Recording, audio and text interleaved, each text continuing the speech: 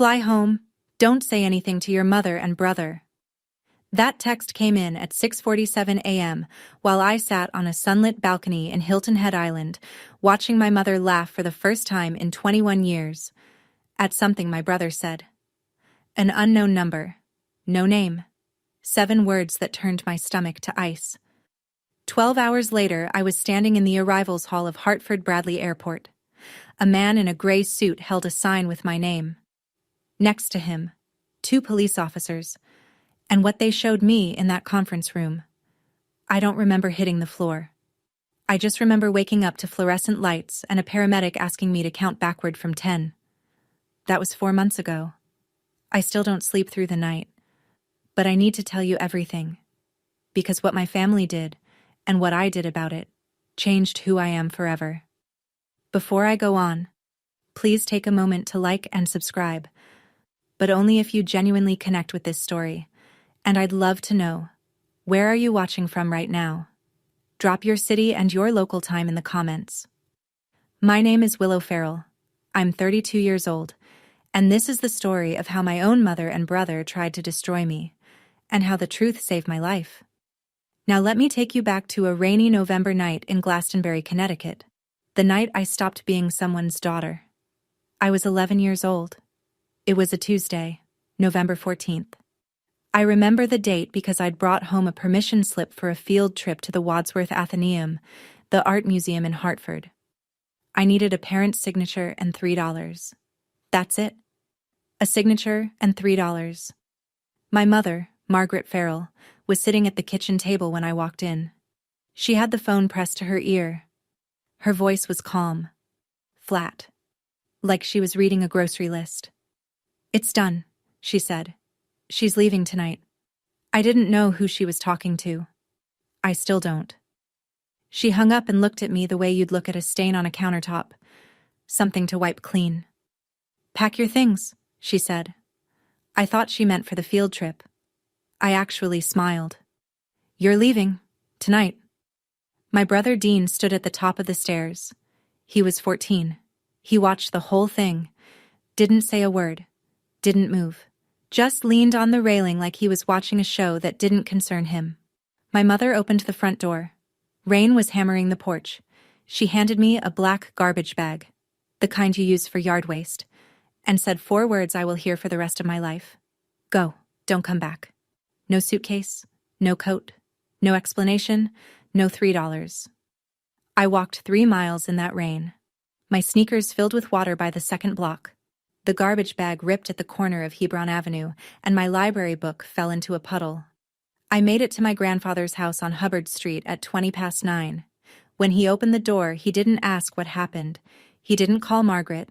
He just knelt on the wet porch, wrapped his arms around me, and said, "You're home now, little bird." That was the last time anyone in my family held me for 21 years. My grandfather, Walter Ashford, was a retired civil engineer who lived like he'd never earned $1 past his pension.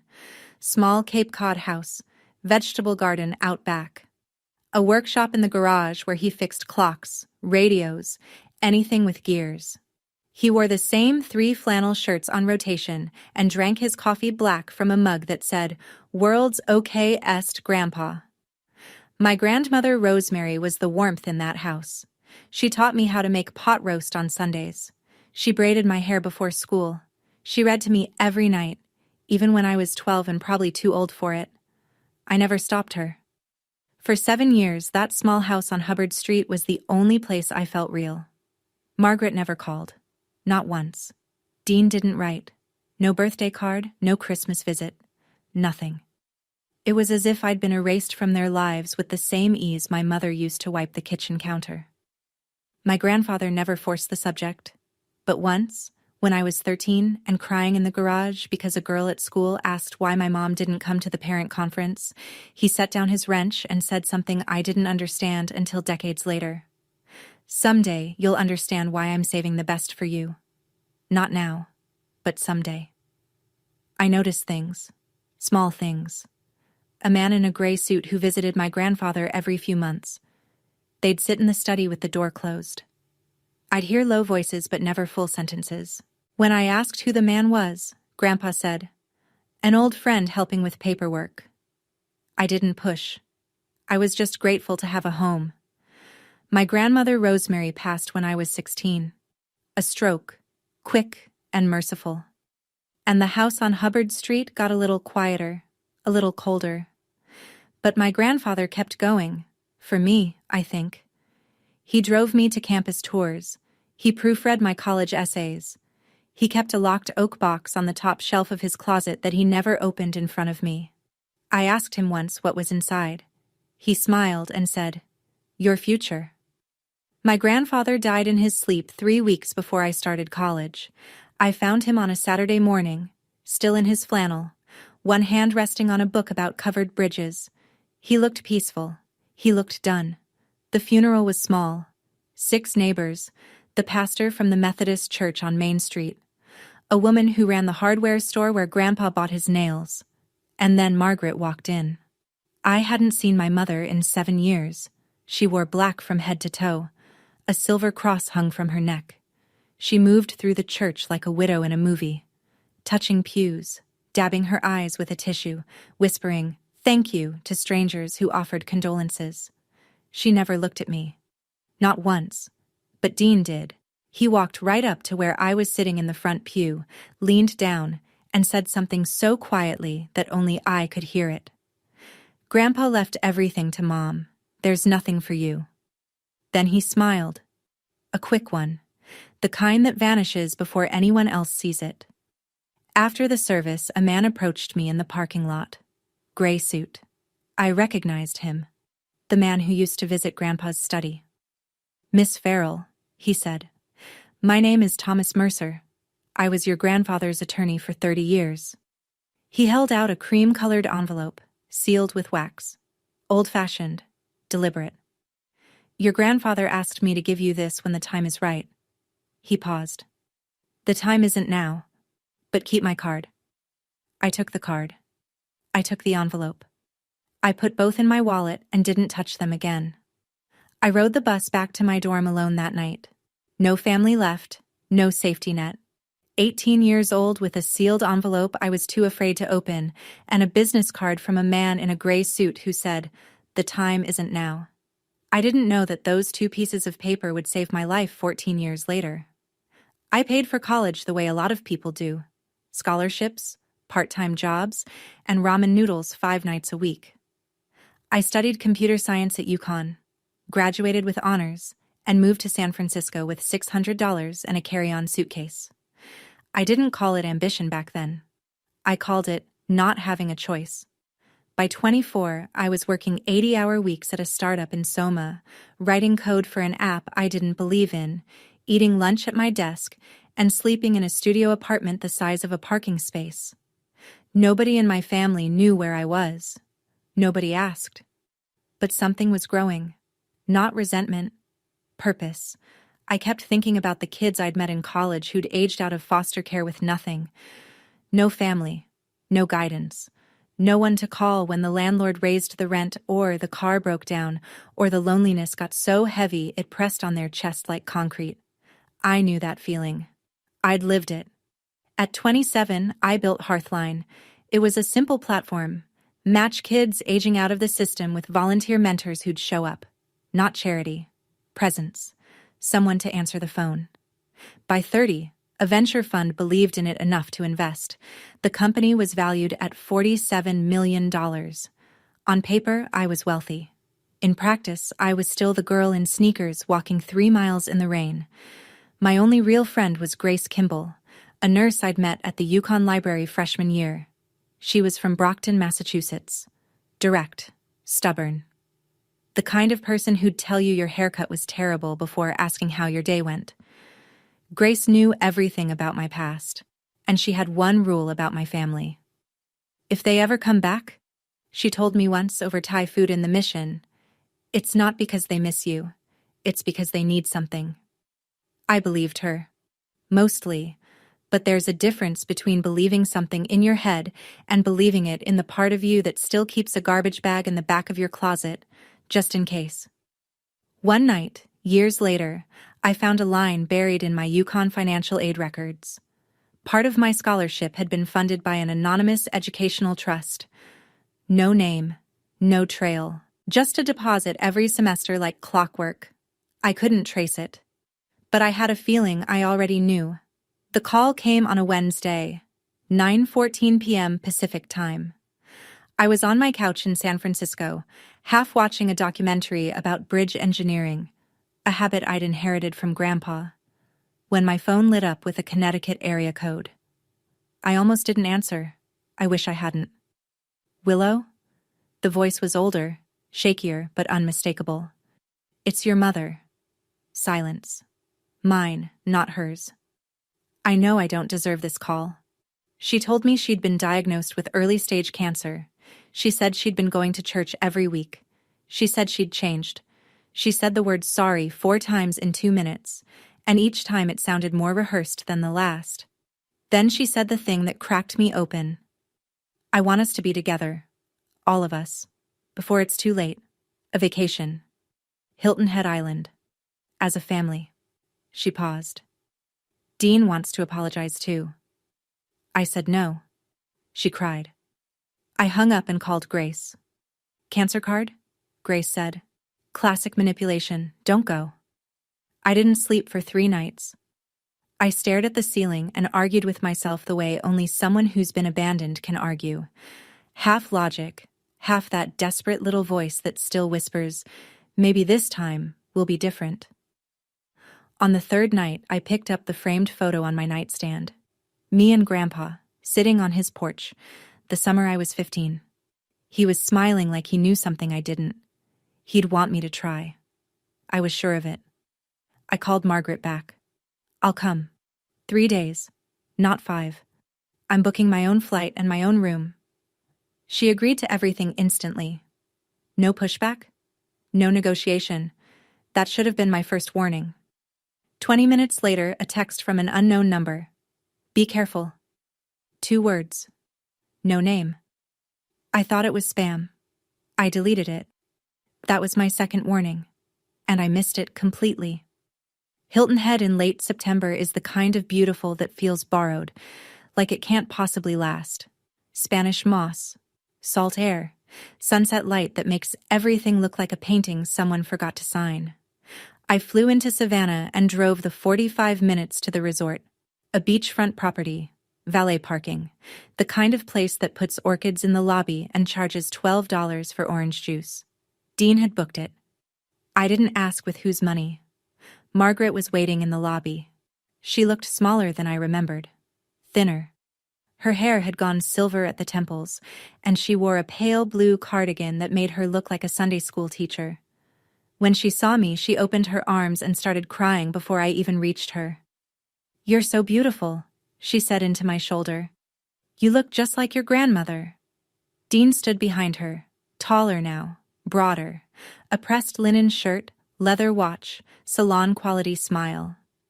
He extended his hand like we were meeting at a business conference. Hey sis, long time. He introduced his girlfriend, Amber Jennings. 28. Blonde hair, straight teeth, quick laugh. She shook my hand with both of hers and said, I've heard so much about you. In a voice that sounded like customer service. Dinner that first night was almost normal. Almost. Margaret talked about her church group. Dean talked about his real estate career. Amber laughed at all of Dean's jokes. Nobody mentioned the 21 years, but I noticed things. Dean asked twice what I did for a living. Then he asked if I rented or owned. Then, are you comfortable? Financially, I mean.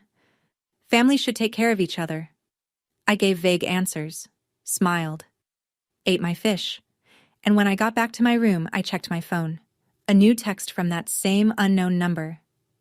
Did your brother ask about money yet? This time, I didn't delete it. I took a screenshot. The next morning, Margaret suggested family photos on the beach. Something to remember this by, she said. I agreed. What harm could photos do? Plenty, it turns out, when your mother uses them as a stage.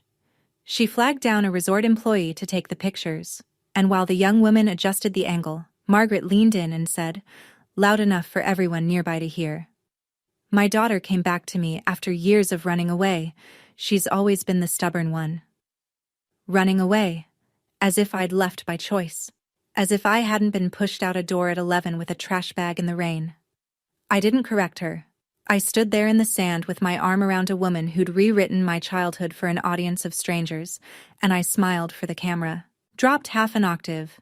Look, I'll be dropped half an octave. Look, I'll be honest. I've hit some rough patches, a few debts, nothing major. He shrugged like a man describing a parking ticket. Have you ever thought about investing together, as siblings? I'm not in a position to invest, I said. He pivoted fast. You know Grandpa left everything to Mom, right? His house, his savings? Not a lot, honestly. He was watching my face, testing. I didn't know the details, I said. Which was true. That night, I was brushing my teeth when I heard voices in the hallway outside my door. Margaret and Dean. Low, tense. She doesn't know, Margaret said. Keep going. She's suspicious, Dean replied. Then be better at it. I pressed my back against the bathroom wall. My toothbrush was still in my mouth. My hands were shaking. I waited until the hallway went quiet. Then I picked up my phone and texted the unknown number. Who are you? 3 minutes passed. Then, someone your grandfather trusted. Morning, day 3. The last day I'd agreed to stay. Dean came to breakfast carrying a manila folder. He set it on the table between the salt shaker and the butter dish, casual as a newspaper. So, I've been looking into Grandpa's estate, he said. Turns out there's property and accounts that were never properly distributed. He opened the folder and slid a stapled document toward me. Mom and I think it's fair if we all sign this, just to consolidate things under one family trust. I picked it up. The header read, Family Trust Agreement, Ashford/Farrell Estate. I'm not a lawyer, but I've spent 5 years reviewing contracts for my company. I know what a power of attorney clause looks like when it's dressed up in family language. And this document was handing Dean full control over every asset tied to the Ashford name. I need time to read this properly, I said. It's just a formality. Dean leaned back. Mom already signed. Margaret pulled my hand back. I said I need time. Pulled my hand back. I said I need time. Dean's jaw tightened. Amber glanced at him, then looked down at her phone. Back in my room, I photographed every page and sent the images to my attorney in San Francisco. 2 hours later, he called. Don't sign anything, he said. This document would give your brother control over assets you might not even know you have. I sat on the edge of the bed. My phone buzzed. The unknown number. Longer this time. Fly home. Don't say anything to your mother and brother. There's a flight at 6 a.m. from Savannah. Take it. A car will be waiting at Hartford. Don't be afraid. I sat on that bed for an hour staring at the message. My hands were shaking. I kept thinking, what if this is a scam? What if someone is trying to separate me from my family again? But then I thought, what family? The one that kicked me out at 11? The one that just slid a trap across the breakfast table and called it legacy? I had to choose, and I chose to trust a stranger over my own blood. Would you have done the same? I still don't know if it was courage or just survival instinct. Let me know in the comments, because even now, 4 months later, I go back and forth. I set my alarm for 4:30 a.m. and didn't sleep at all. 4:30 a.m. Still dark. The resort hallway smelled like chlorine and hibiscus. I grabbed my carry-on. I never unpack fully in places I might need to leave, and took the service stairs to the ground floor. No checkout. No note. I ordered an Uber from the parking lot and watched the resort shrink in the rearview mirror as we pulled onto Highway 278. The driver was a retired schoolteacher named Donna. She asked if I was heading home. I said yes. That was the truest thing I'd said in 3 days. At Savannah Hilton Head International, I checked in for the 6 a.m. flight to Hartford. The gate was half empty. A businessman, a mother with a sleeping toddler. Me, sitting in a plastic chair with a coffee I couldn't drink, rehearsing goodbye speeches I'd never give. I texted Grace from the boarding line. Something is very wrong. I'm leaving. I'll call you when I land. Grace, bless her.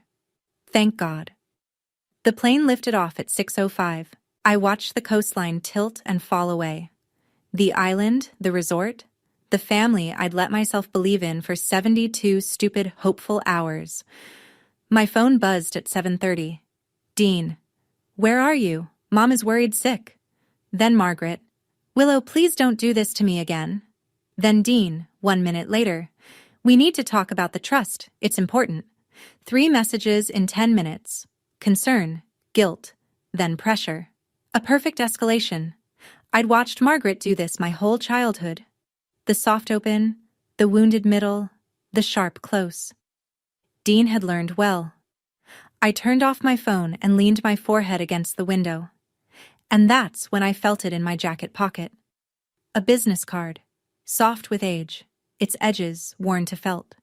Thomas Mercer, attorney at law. I'd carried it in my wallet for 14 years, transferred it to jacket after jacket, never knowing why I couldn't throw it away. Now I knew. Hartford Bradley Airport, Gate B4. I walked through the jetway with my carry-on over one shoulder and the feeling that I was about to step into someone else's story. I was right. A man stood in the arrivals area holding a small sign, W. Farrell. Gray suit, silver hair, 70-ish. Beside him, 2 Connecticut State Police officers in pressed uniforms, hands at their sides. Not aggressive, but present. The man lowered the sign when he saw me. Miss Farrell, my name is Thomas Mercer. I was your grandfather Walter Ashford's attorney for 30 years. He offered his hand. Steady grip, kind eyes. We need to talk, privately. They led me to a small conference room near the airline offices. Beige walls, a round table, 4 chairs. Thomas sat across from me and placed 3 items on the table with the precision of a man who'd rehearsed this moment. A bound document, a sealed envelope, cream-colored, wax seal, handwriting I recognized as my grandmother Rosemary's, and a thick folder, tabbed and labeled. Your grandfather drafted this will in 2012, Thomas said. It names you, Willow Farrell, as the sole beneficiary of his entire estate. I stared at him. That includes the house on Hubbard Street, savings accounts, investment holdings accumulated over 40 years. He paused. The estimated value is $2.8 million. The room tilted. I gripped the table. He instructed me to execute the will when 2 conditions were met. First, you turned 32. Second, your family made contact with you. Why those conditions? Because he knew they'd only come back if they found out about the money. Thomas opened the thick folder. But that's not why the police are here. He spread a series of printed screenshots across the table, text messages, between Dean and a contact saved as V. The first one read, "She's here. Room 412. If she doesn't sign by Thursday, go to Plan B." The reply, "Plan B costs double." Dean's response, "Whatever it takes." Thomas introduced the woman sitting quietly at the end of the table. I hadn't noticed her when I walked in, which I'd later learn was the whole point. "This is Rachel Dunn," Thomas said. "Private investigator. I hired her 6 weeks ago, the day your mother called you." Rachel was compact, 40s, short brown hair, no jewelry, a face that gave nothing away. She opened a laptop and turned it toward me. "Your brother owes $340,000, she said. "Mostly online gambling. His creditors are not patient people." She clicked through a timeline. Dean had discovered the will 6 months earlier by breaking into the vacant house on Hubbard Street and finding a draft copy in Grandpa's desk. "He told your mother." Together, they devised the vacation plan. Rachel's voice was clinical, precise. Step 1. Reconnect. Step 2. Get you to sign the family trust document, transferring control to Dean. Step 3. She pulled up a new set of messages. Dean to V, a man named Victor, with a criminal record for aggravated assault and extortion. If she doesn't sign, we go to Plan B. What's Plan B? Make it look like an accident. She doesn't know anyone here. Balcony. Pool. Whatever's clean. I read it 3 times. The words didn't change. Your brother was arranging your murder, Rachel said. Then she showed me the message I couldn't look away from. Dean, to Margaret. Time-stamped 2 days before the trip. She's not signing. We may need the backup plan. Margaret's reply. Do what you have to do. Just keep me out of it. My own mother. 8 words. No hesitation. I stood up. I said, Excuse me. I walked to the restroom at the end of the hall. I locked the door. And I cried in a way I hadn't cried since I was 11, standing in the rain with a garbage bag. My whole body convulsed. The fluorescent light buzzed above me like a hive. When I came back to the table, my eyes were swollen and my voice was raw, but I was done falling apart. What do we do now? I said. Thomas began explaining the next steps. Legal filings, coordination with law enforcement, protective measures. He was halfway through a sentence about a restraining order when the room narrowed to a pinpoint and the floor rushed up to meet me. I woke on my back. A paramedic was kneeling beside me, pressing 2 fingers to my wrist. You're okay, he said. Your blood pressure dropped. Can you count backward from 10? I counted. I stared at the ceiling tiles. I thought about Grandpa opening the door in the rain, kneeling on the wet porch, not asking questions. He knew this would happen. Maybe not the details. Not Victor, not the balcony, not the pool. But he knew the shape of it. He knew what Margaret and Dean were capable of, and he spent his last years building a wall between them and me. Thomas sat in the chair beside me, patient as a clock. He handed me a paper cup of water. Take your time, he said. But don't take too long. Your brother doesn't know you've left yet. I sat up, drank the water, steadied my voice. I don't want revenge, I said. I want the truth on the table. All of it. Thomas nodded like he'd been waiting for exactly those words. Then he reached into his briefcase and set down the sealed envelope. Cream-colored, wax seal, my grandmother's handwriting. The same one he'd given me at Grandpa's funeral 14 years ago. You never opened it, he said. I hadn't. I'd carried it across 6 apartments, 4 cities, and 1 entire career. It had traveled in jacket pockets and shoeboxes and the bottom of filing cabinets. I'd touched it 100 times and never broken the seal. Open it when you're ready, Thomas said. Your grandmother Rosemary wrote it the week before she passed. I slipped the envelope into my bag. Not yet, but soon. First, I had a brother to stop. Thomas arranged a room at a hotel in Hartford. Quiet, clean, away from anything with the name Farrell attached to it. Grace flew in from Boston that same night.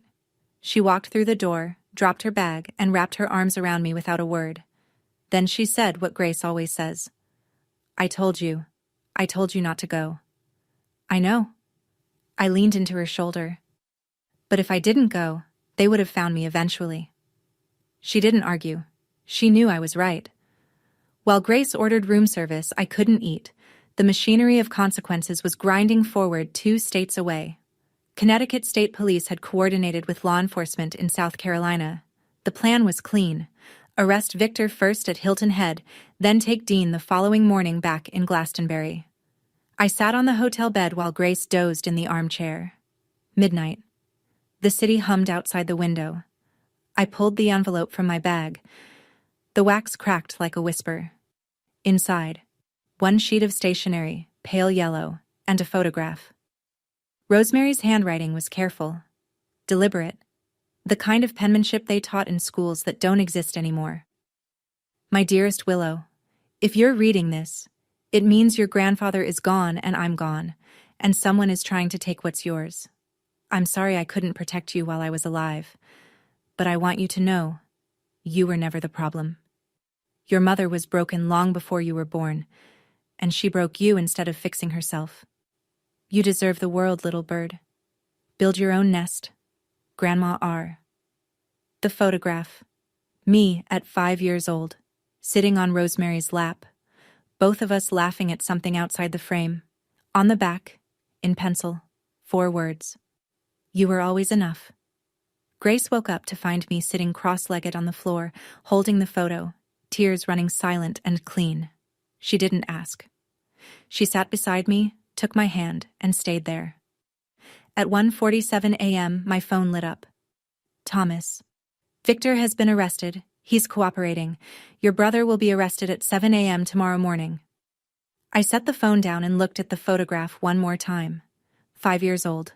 Laughing. Enough. 7 a.m. sharp.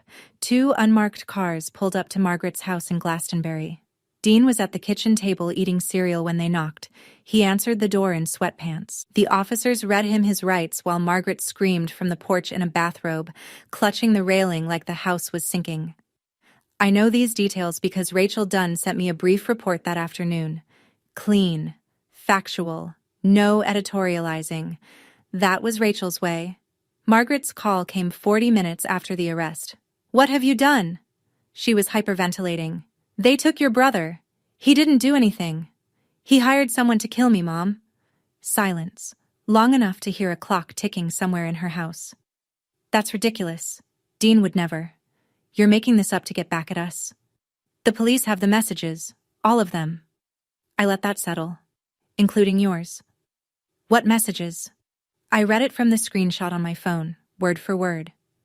"Do what you have to do, just keep me out of it. That was you." 10 seconds of nothing, then quieter. "That was about the trust documents, not about hurting you." "That's for the judge to decide." I hung up, set the phone face down on the nightstand, didn't pick it up again for 6 hours. Over the next few days, the pieces sorted themselves. Dean was held without bail. The nature of the charge, plus Victor's cooperation, made him a flight risk. Amber Jennings vanished. Checked out of the resort the morning of Dean's arrest, canceled her phone number, left no forwarding address. Thomas called that evening. "We need to move on the inheritance claim. Your grandfather's property in Glastonbury has been sitting empty for 14 years. He paused. He left instructions about what to do with it. Margaret, meanwhile, had already hired an attorney. Within 24 hours, her lawyer filed a motion to invalidate the will, claiming Grandpa Walter had lacked testamentary capacity when he signed it. The fight for the truth was just beginning. Margaret had always been better at narrative than truth. Within 48 hours of Dean's arrest, she transformed herself from complicit mother into grieving victim. She posted on her church group's Facebook page, the one with 900 members and a shared prayer list. "My daughter is trying to steal her grandfather's inheritance and put my innocent son in jail. Please pray for our family." It worked. My phone started ringing. Numbers I hadn't seen in 20 years. Some callers were polite, cautious even. Others were not. A woman from Margaret's Bible study left a voicemail calling me ungrateful. A man whose name I didn't recognize said I should be ashamed of what I was doing to my poor mother. I didn't respond to any of them. There was no point in fighting a story that had been running for 21 years. But then a call came from someone I didn't expect. "Willow? This is Patricia Boyd. I lived 3 houses down from your mother on Sunset Terrace." I remembered her. Barely. A tall woman with garden gloves who waved from her driveway. "Your mother told everyone you ran away at 11 because you were a troubled kid," Mrs. Boyd said. Her voice was steady but thin. "I believed her for 20 years. She paused. "But last week I saw the police report." "What police report?" "The night you left. A neighbor, me, actually, called the police because I saw a child walking alone in the rain carrying a garbage bag. An officer went to your mother's house. She told him you'd gone to stay with relatives voluntarily. They closed the case." A police report. Filed the night I was thrown out. Margaret had lied to the officer's face and the case had simply disappeared. I didn't know about any of it. "I'm calling because I owe you an apology," Mrs. Boyd said. "I should have followed up. I should have looked harder. I didn't." Thomas later confirmed. Grandpa Walter had kept a copy of that police report. It was in the file alongside the will. He'd known about it from the beginning. And then Thomas told me something that broke me open all over again. "Your grandfather tried to get legal custody of you, multiple times. Margaret threatened to accuse him of abuse if he didn't back off. He chose to protect you from the shadows instead. My grandfather had fought for me, and my mother had used a lie like a loaded gun to stop him. I didn't fight back on social media.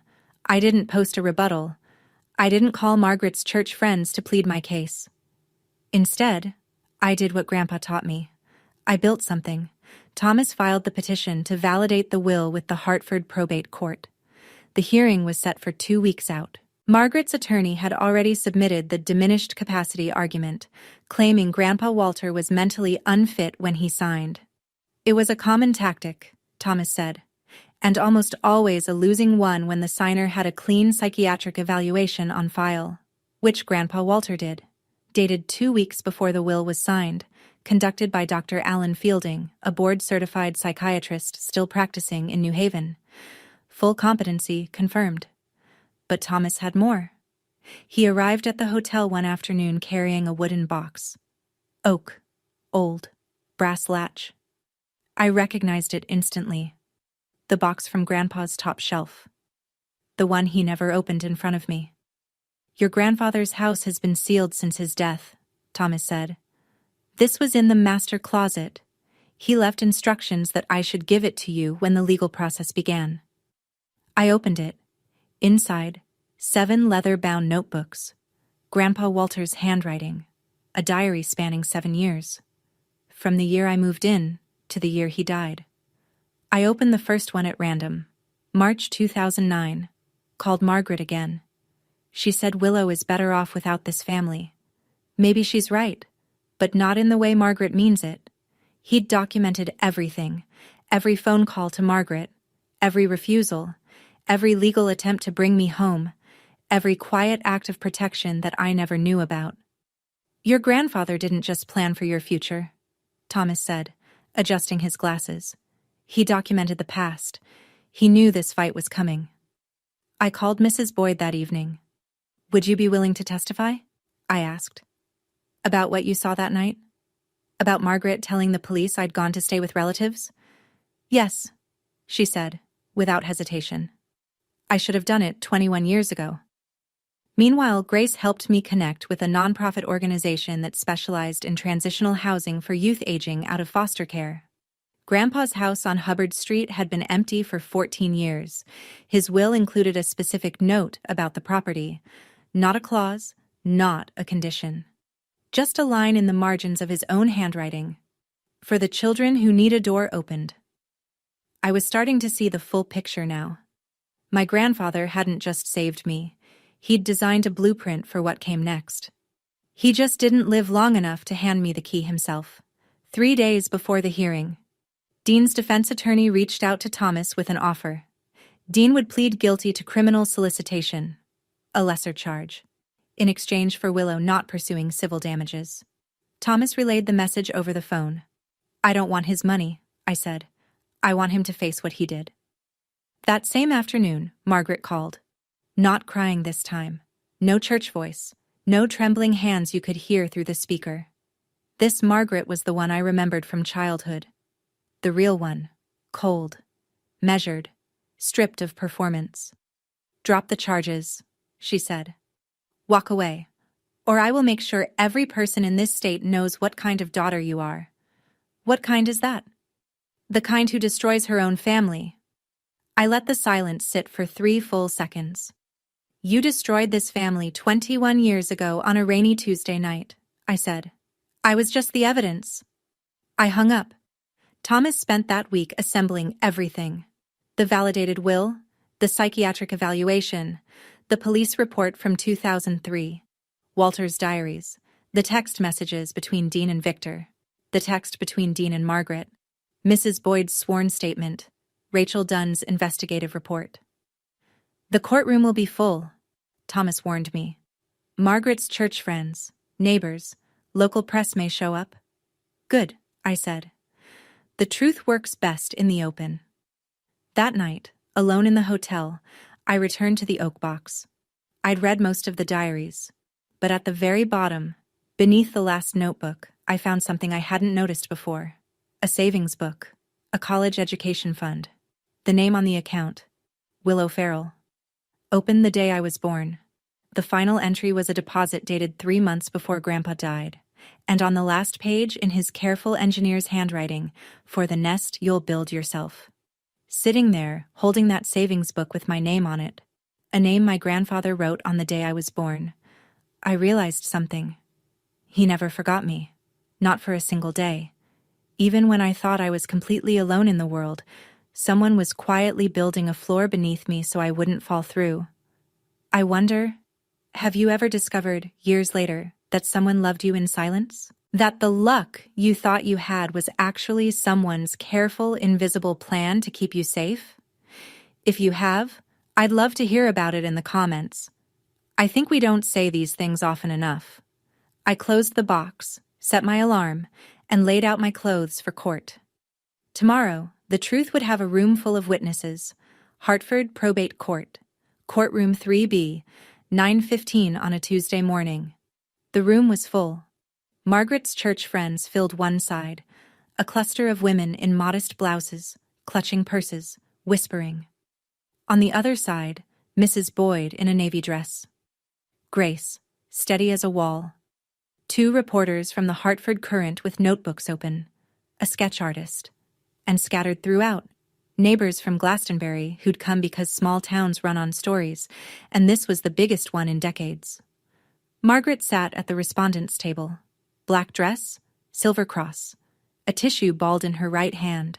Her attorney, a slender man with rimless glasses, shuffled papers with a confidence that would dissolve within the hour.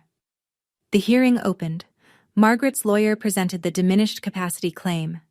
He described Walter Ashford as elderly, isolated, possibly influenced by his attorney. He said the word confused 3 times. Thomas stood. He placed the psychiatric evaluation on the judge's bench. Signed, dated, unambiguous. Full cognitive competency, confirmed by Dr. Alan Fielding, 2 weeks before the will was executed. Then he opened the diary. He read aloud the entry from November 14th, 2003. The night I was thrown out. Grandpa's handwriting. Grandpa's words. Margaret called at 9 p.m., said she put Willow out. The child walked 3 miles in the rain to my door. She was 11.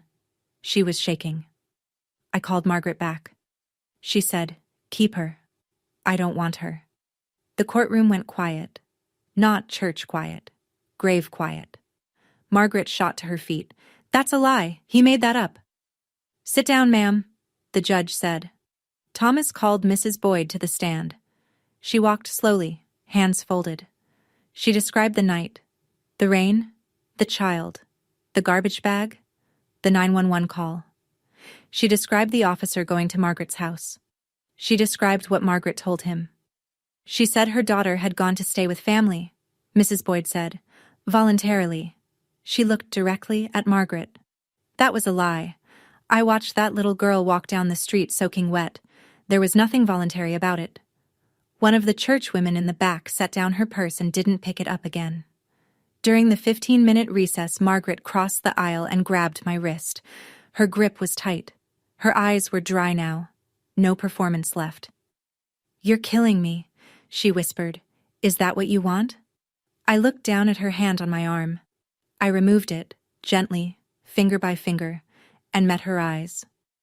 "No, I just want the truth to have a voice."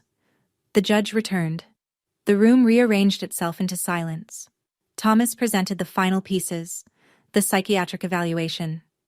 The 2 signing witnesses, Dr. Alan Fielding and Martha Bowen, the town librarian. Both still alive, both prepared to confirm. The 20-year chain of custody that Thomas had maintained on every document. Clean, unbroken, airtight.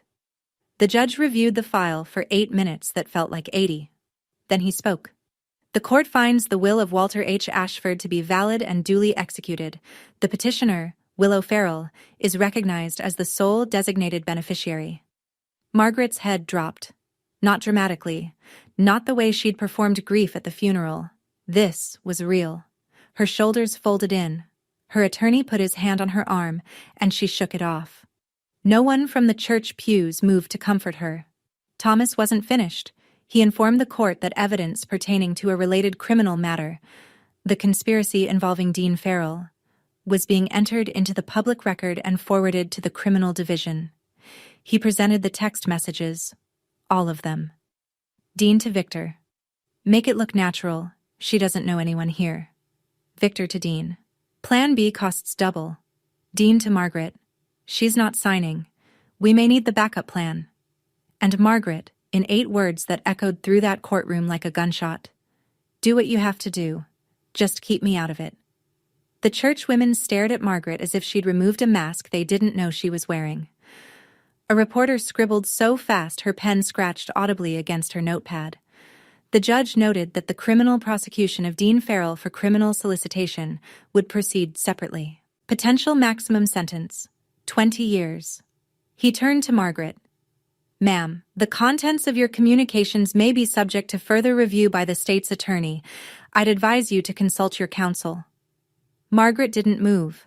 She sat perfectly still, staring at the table, as if the world had gone on without her and she was just now noticing. I stood up, walked past her, didn't look down. You've won, she said to my back. Quiet, stripped. Happy now? I stopped. Didn't turn around. This was never about winning. I kept walking. Outside the courthouse, the September sun was almost offensive in its brightness. The world hadn't stopped. Traffic hummed. A man across the street was eating a hot dog. A reporter from the Current approached me on the steps. She was young, late 20s, ponytail, a recorder in her hand. Ms. Farrell, do you have a comment? I'd been thinking about this moment since the night I opened Rosemary's letter. Not rehearsing. Deciding. What does a person say when the worst of her life becomes public record? She says what matters next. My grandfather Walter Ashford spent his life building things, I said. He built houses. He built futures. And even after he was gone, he built mine. The reporter waited. His home in Glastonbury has been empty for 14 years. I'm turning it into a transitional home for young people aging out of foster care. It's what he wanted. He wrote it down. What will it be called? Ashford Nest. I paused, because my grandmother once told me, build your own nest. Behind me, I heard Mrs. Boyd make a sound, a small intake of breath that turned into a sob she caught with her hand. The reporter asked the question I knew was coming. What about your mother? That's a private matter. Do you forgive her? 3 seconds of silence. I let them pass. Forgiveness is a process, I said. But boundaries are a decision. I've made mine. Grace stood a few feet behind me, arms crossed, smiling the way Grace smiles, more with her jaw than her mouth. She nodded once. Thomas shook my hand on the bottom step. Your grandfather would be proud. I know, I said. As the reporter walked away, Mrs. Boyd touched my arm. I want to volunteer at Ashford Nest, she said. Her eyes were red. I owe you 21 years. Then she added quietly, there are 3 other neighbors who saw things back then. We were all too scared of your mother to speak up. She straightened her shoulders. Not anymore. 1 week after the hearing, Margaret requested a meeting. She went through Thomas. I'd blocked her number the day of the trial. I agreed. Public place, neutral ground, a coffee shop on Main Street in Glastonbury called Bean and Spoke. Grace came along and sat 1 table over, pretending to read a magazine she was holding upside down. Margaret arrived without makeup. No cross necklace, no costume. She looked like a woman who'd been awake for a week, which she probably had. She'd aged 10 years in 7 days. She sat across from me and folded her hands. I'm sorry, she said. For which part? She blinked. For all of it. That's not specific enough for me to accept. Margaret started to cry, quietly this time. No audience, no performance. I watched her face and tried to tell the difference between real tears and muscle memory. I couldn't. And for the first time in my life, I realized it didn't matter. I'm not going to press charges against you separately, I said. That's not mercy. It's just not worth my energy. But here's what's going to happen. She looked up. You will not contact me. You will not visit Ashford Nest. You will not speak about me publicly. If you do, Thomas has everything he needs to pursue conspiracy charges. I kept my voice flat, steady, the way you'd read the terms of a lease. This isn't a negotiation. I'm your mother, she said. You were, I said. You chose not to be, and I've accepted that. I stood. placed $8 on the table, my coffee and hers, picked up my jacket. Willow. I walked to the door. I didn't look back. Outside, the October air hit my face like cold water. Grace caught up with me on the sidewalk. You okay? No, I said, but I will be. We walked to the car in silence. Behind us, through the window of Bean and Spoke, Margaret Farrell sat alone at a table for two, both coffees untouched, staring at nothing.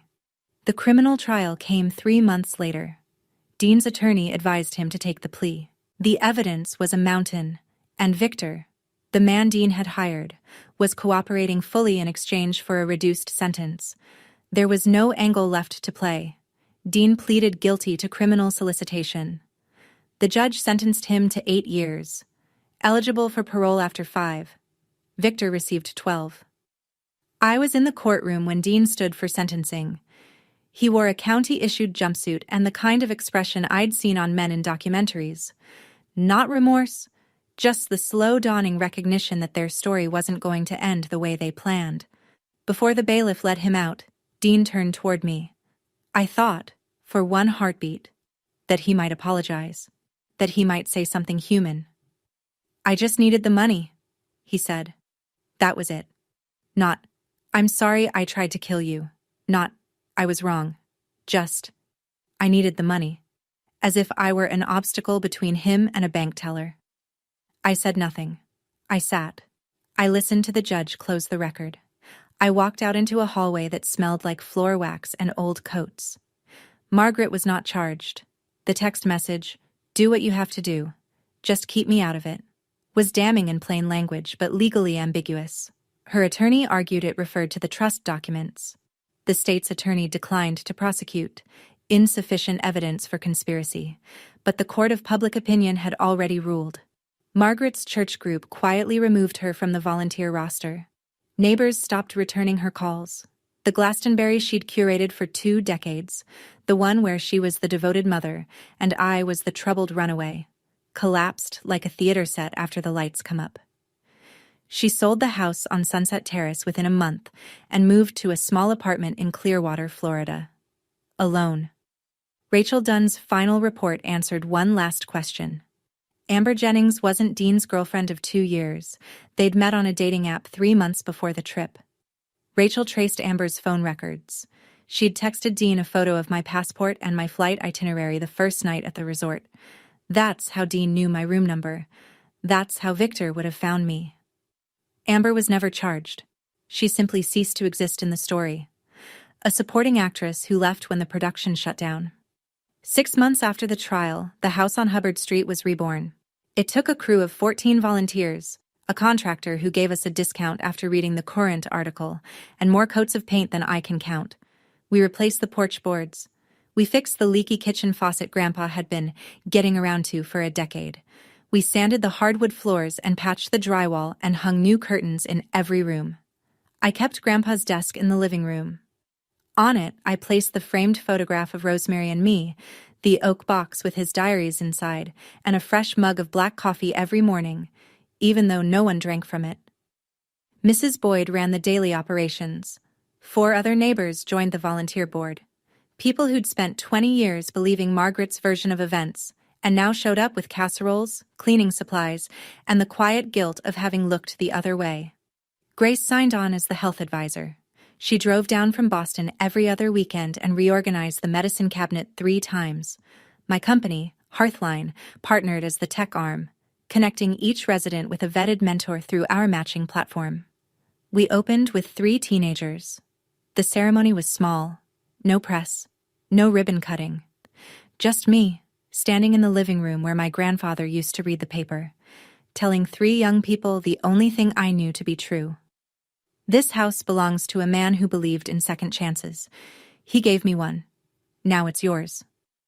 A girl named Lily, 16, close-cropped hair, arms crossed tight against her chest like she was holding herself together, raised her hand.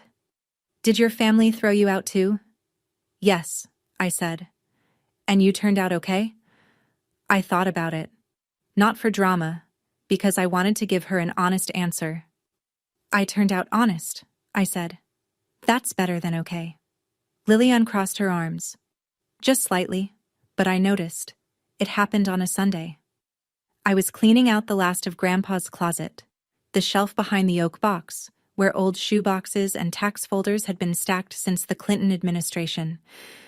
At the bottom of the pile, I found a manila envelope, thick, heavy, sealed with clear packing tape and labeled in Grandpa's handwriting, "For Willow, when she's ready." Inside, 17 documents. Each one a petition for legal guardianship of a minor child, me, filed with the Connecticut Superior Court. The first was dated June 2003, 7 months after I arrived at his door. The last was from 2012, 2 years before he died. 17 petitions, 17 denials. Every single one had been contested by Margaret. Her objections were consistent. Walter Ashford is elderly. Walter Ashford is in declining health. Walter Ashford cannot provide a stable home environment. The same lies, copy-pasted year after year, stamped and filed by a woman who hadn't set foot in her father's house since she threw her daughter out of her own. I sat on the closet floor with the petitions fanned out around me like a collapsed deck of cards. 17 times he'd walked into a courtroom for me. 17 times my mother slammed the door. And he never told me. Not once. Thomas confirmed it that evening by phone. He didn't want you carrying that weight while you were building your life. He said, and these were his words, "Let her think she's free. She'll fight harder." But there was one more thing. Clipped to the 9th petition, the one from 2005, was a supporting affidavit signed by someone I hadn't thought about in over 20 years. My father, Robert Farrell, the man who left when I was 4 and never looked back. He had signed a document supporting Grandpa Walter's custody bid. 1 page, 1 signature, then silence again. No follow-up, no phone call, no contact. I don't know what it means. I haven't decided if it changes anything. But for the first time since I was a little girl, I thought about my father as something other than absence. I found a letter beneath the petitions, the last one Grandpa ever wrote to me, undated, unsigned, as if he'd started it, put down the pen, and never picked it up again. I failed you 17 times in court, but I will not fail you in my final act. Everything I have is yours. Use it to build what I couldn't, a home no one can take from you. I pressed the letter against my chest, closed my eyes, and let myself cry for the last time in this story. 3 months after Ashford Nest opened, Mrs. Boyd called me on a Wednesday afternoon. "Your mother is outside," she said. "She's just standing on the sidewalk, across the street, looking at the house." I walked out the front door. Margaret was on the opposite curb, wearing a beige coat and flat shoes. No makeup, no cross. She looked like a woman returning to a place that had moved on without her, which is exactly what she was. She saw me and didn't wave, just stood there, like she was waiting for permission to exist. "He gave it to you," she said. "The whole house. He gave it to the children who need it. I grew up in that house, and I was thrown out of yours. I stayed on my side of the street. She stayed on hers. We both have memories. The difference is what we do with them." Wind pushed a crumple of dry leaves between us. Somewhere inside, I could hear Lily helping a new resident find the bathroom. "Can I come in?" Margaret said. "Just once." I stood still for 5 seconds. I thought about the rain, the garbage bag, the phone call. Keep her. I don't want her. The 17 petitions, the text to Dean. I thought about all the rooms in my life that Margaret had either locked me out of or tried to break into. "No," I said.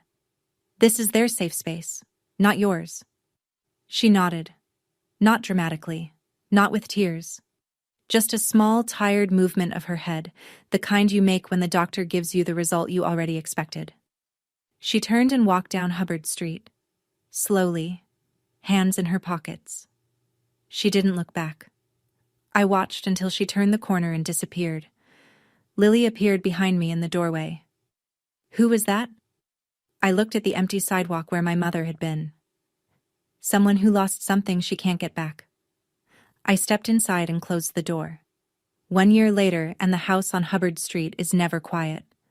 There's always someone microwaving leftovers at odd hours, someone playing music too loud in the upstairs bedroom, someone sitting at the kitchen table with a textbook open and a look on their face that says, I might actually pull this off. It's not tidy. It's not cinematic. It's the kind of beautiful that comes with scuff marks on the baseboards and a chore wheel that nobody follows perfectly. 14 teens have passed through Ashford Nest. 6 have moved into their own apartments. 2 are in community college. 1 got a full scholarship to Central Connecticut State. The others are still here, still figuring it out, still learning that a safe place doesn't mean a perfect place. Hearthline crossed 3,000 mentor matches last quarter. I split my time between San Francisco and Glastonbury. 2 coasts, 2 lives, 1 purpose. I started therapy in the spring. I know, the woman who built a $47 million company from a dorm room couldn't figure out she needed a therapist. But I'd spent 20 years treating resilience like a replacement for healing. My therapist, a calm woman named Dr. Tran who drinks herbal tea and never lets me deflect, helped me understand that surviving isn't the same as being okay. Being strong doesn't mean being unbroken, she said during our 3rd session. It means healing out loud. I'm working on that. Grace visits Glastonbury every other weekend now. We cook in Grandpa's kitchen using Rosemary's recipes, her pot roast, her cornbread, her peach cobbler that never turns out right but tastes like home anyway. I hung a new photo on the refrigerator. Not Margaret, not Dean. It's me, Grace, Mrs. Boyd, Thomas, Lily, and the Ashford Nest kids, crowded together on the front porch, everyone mid-laugh. It's the kind of family photo nobody planned. It's my favorite thing I own. Thomas called on a Tuesday. I have something for you. Can you come by the office? He'd never asked me to come in person before. Everything since the trial had been phone calls and e-signatures. So I drove to his office in downtown Hartford. A 2nd-floor walk-up above a sandwich shop, which felt exactly right for a man who'd spent 30 years keeping his promises without needing a corner office to do it. He was standing by the window when I walked in. On his desk, a single envelope, cream-colored. No wax seal this time. Just my name in Grandpa's handwriting, slightly more unsteady than the last letter I'd read. Your grandfather left one final letter, Thomas said. He gave strict instructions. Deliver it exactly 1 year after the will was confirmed in court. He paused. Today is that day. I sat down. I opened it. Dear little bird, if Thomas gave you this letter, it means you survived. I knew you would. I'm sorry I couldn't be there to see it. I'm sorry I couldn't fight louder. But I hope you know. Every day you lived on your own, you proved that love isn't about blood. It's about choice. You chose to keep going. You chose to be kind when the world gave you every reason not to be. You chose to build instead of burn. I'm leaving you everything not because you need it, but because you'll use it right. Don't be angry at your mother forever. She's carrying a weight I couldn't lift for her. But don't let her carry it into your house either. Build your nest. Fill it with people who choose you back. I chose you. Every single day. Grandpa Walter. I folded the letter along its creases, placed it in my jacket pocket against my chest. Thank you, I said, for everything. Thomas took off his glasses, cleaned them with his tie, cleared his throat. It was the honor of my career, Willow. We shook hands. I held on a beat longer than usual. He let me. I walked down the stairs, past the sandwich shop, into the afternoon light, carrying a letter from a man who'd chosen me every single day, even the days I didn't know I needed choosing. That evening, Ashford Nest. Dinner was spaghetti. Overcooked, underseasoned, made by a 17-year-old named Marcus who swore he followed the recipe. Nobody complained. 2 kids argued about basketball. Lily stole garlic bread off someone's plate. Mrs. Boyd told everyone to use napkins. After cleanup, Lily found me in the hallway with her laptop. Can you help me with my college essay? What's your topic? She shrugged, looked at the floor, then at me. The people who saved me. I sat on the bench beside her. Write about the person who saved yourself. That's a better essay. She didn't say anything for a second. Then she opened the laptop and started typing. Later, I sat on the front porch. Grandpa's porch. The same spot where he used to drink black coffee from his world's okayest grandpa mug and wave at Mrs. Boyd across the street. I looked down Hubbard Street, the same road I'd walked in the rain 21 years ago, trash bag over my shoulder, sneakers full of water. The same road Margaret had walked down 3 months ago, hands in her pockets, not looking back. The same road Grandpa had carried me in from the night I arrived at his door. The road hadn't changed, but I had. I pulled out my phone, the photo of Rosemary and me, 5 years old, laughing, always laughing. On the back, in pencil, "You were always enough." I put the phone away, leaned back, breathed in the cold Glastonbury air. Above me, the stars did what they always do, showed up without being asked. That's my story. It's not pretty. It's not tied with a ribbon. My brother is in prison. My mother lives alone in Florida. I don't hate either of them, but I don't open my door for them either. Here's what I learned. And I'm not saying this as advice. I'm saying it as someone who walked 3 miles in the rain at 11 years old and spent the next 2 decades trying to understand why. You don't owe loyalty to people who confuse control with love. You don't owe forgiveness on someone else's timeline. And you absolutely don't owe your silence to protect people who wouldn't protect you. If you're in a family that makes you feel small, that makes you question whether you're worth the trouble of keeping. Let me say this as clearly as I can. Leaving is not betrayal. Boundaries are not cruelty. And building a life they didn't plan for you is not revenge. It's survival. My grandfather knocked on the same door 17 times for me. 17 petitions. 17 refusals. He never stopped. If no one has knocked on yours yet, consider this my knock. Build your nest. Thank you for staying until the end. If this story touched something real in you, hit the like button and share it with someone who needs to hear it today.